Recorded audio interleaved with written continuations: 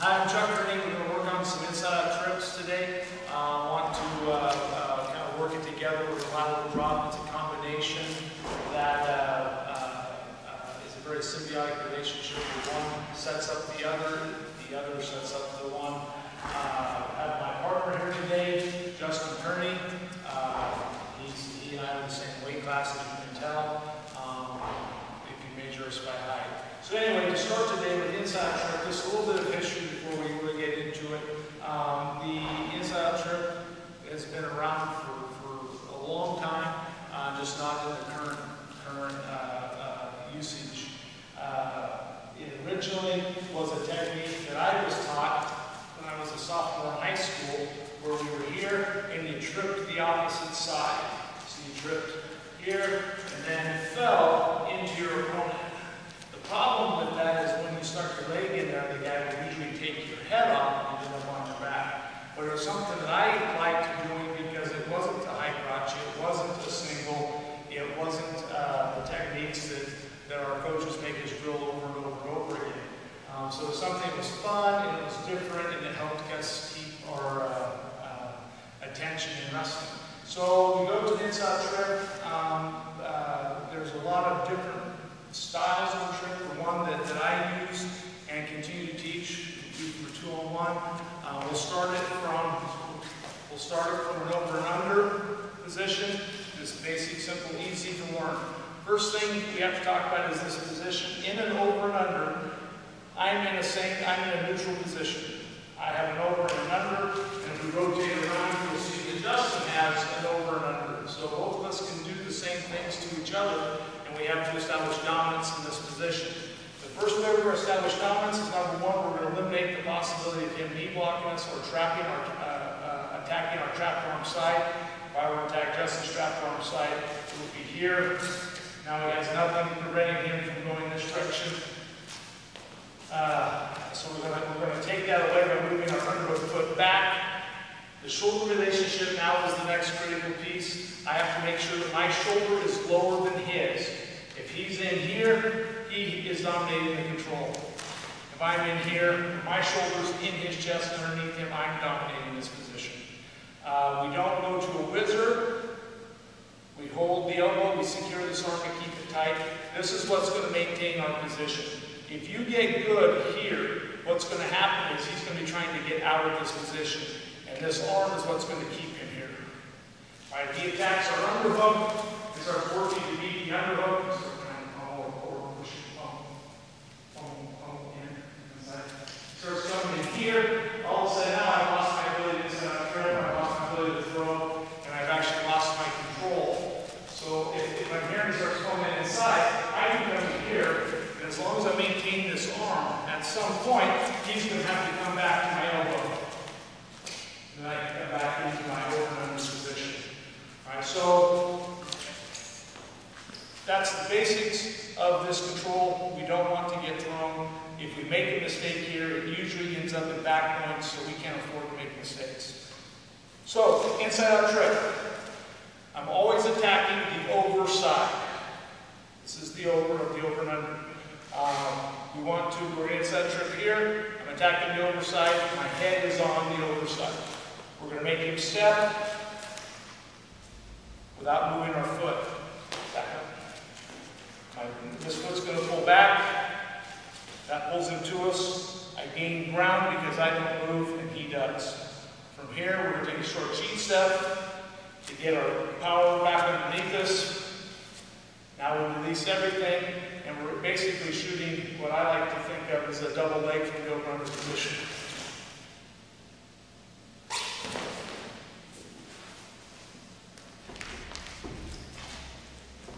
So here, I make him step, I pull in with my back foot, and steers him around.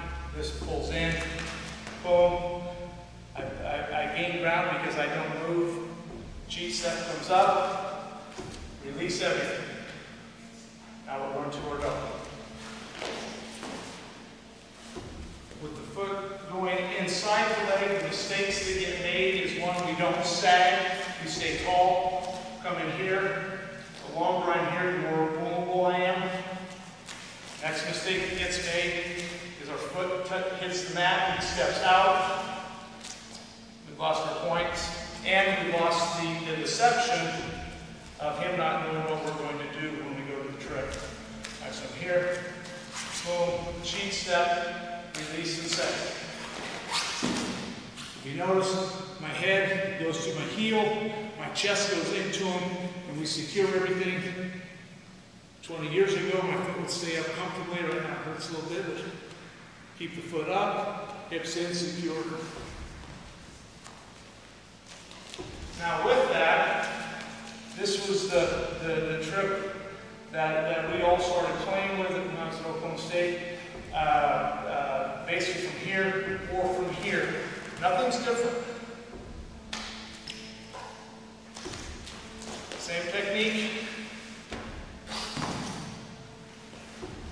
Just a little bit of a different control.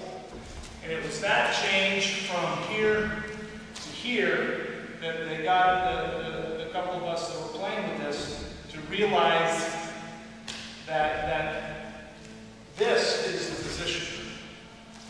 Whether it's here, whether it's here, we're still over and under. Which then took us to the next cleat, which was the 2-on-1. And what would happen, I could grab the 2-on-1, usually to slow action down, slow the tempo down, and control my opponent, keeping him from attacking my head or my legs, so it's more of a defensive control. They would attack here, break the wrist, and the arm would come around our body. Wow, it's pretty easy to think. All I've got to do is reach inside and I'm back in the run. So originally the first time that I saw it done, or did it myself, the guy released it right here, fired into this position, and then went to the trick.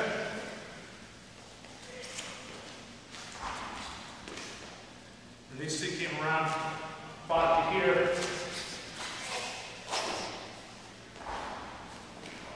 Which then caused our coach, Tommy Chesbrough, to say, why don't you guys cut down on the transition time? And so, not so much when they attack the wrist, but when they attack the elbow, just go to the trip. Not letting this be pulled free, we would pull it free. Which added the need for a back step, which replaces our cheat step. Boom.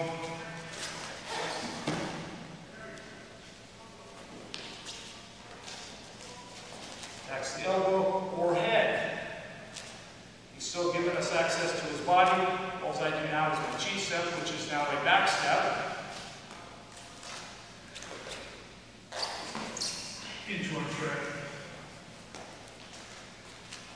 Pretty soon it was hard to get this. A wrestler named Jesse Reyes won an NCAA title at Cal State Bakersfield. Fortunately for me, was a graduate assistant.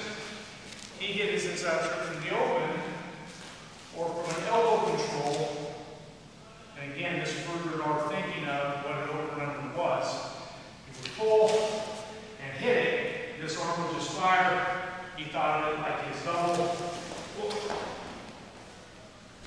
I can honestly say in all the years of competing and practicing, I never was able to do that one, which is fine. Unfortunate, but been nice to get it. But was able to, once we have that concept of understanding, this is back from here, it opens all kinds of avenues. For instance, one of my favorites, you have an underhook in a collar tie. Again, a very good control for fatiguing our opponent, controlling our opponent, setting up things. We believe in a high crotch-based offense, so he's constantly worried about high crotches, which is going to be to the underhook side, constantly worried, which plays into the deception. We're pulling. Now we're going to jerk his head to get his foot around, keeping this foot in place. Once we're here, past the head, up and over. There's my back step, cheat step. Now again, rotate, will see that we're back in that original over-under position. So nothing's really changed. Boom, pass, up and over. There's our finish. If you're a coach watching this and you want to see or critique, the most important thing will be at the finish, and that is that your wrestler's chest is covering his opponent's shorts. That's the sag that you need to have in all trips. Boom, pass, up and over. This is the part they screw up.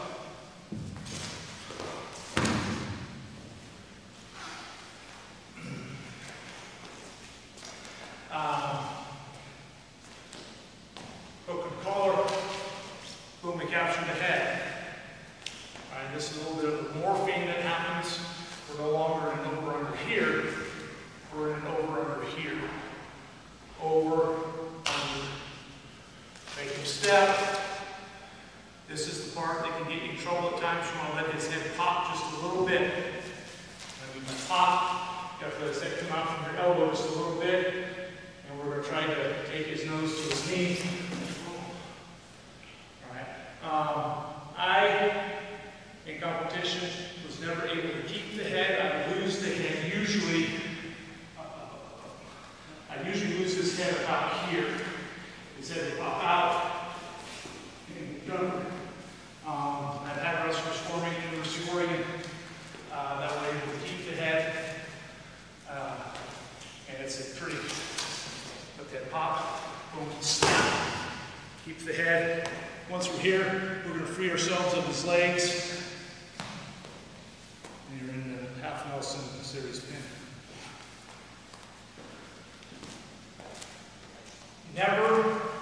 We never, if possible, want to trip to the underside. Because right here, against anybody that's at all season, we're going to get thrown. All right. And the same is true in this position. I don't want to attack here, because now right now this elbow has to go down. He can body lock. He gets his head up body lock. Boom. Now I'm in trouble again. All right, so we want to make sure that we're always attacking on and over. Another great one from the front headlock position. I'm showing originally letting the head pop this direction. Now we're going to let the head pop the other direction. We want to force to make him step. We want to force his head out here, up and over. There's a couple of brothers that actually wrestled at Oregon State. Weisenhunt brothers that were real good at this. Glenn Dayton, another set of brothers were real good at this. They take the trap here, let the head start releasing.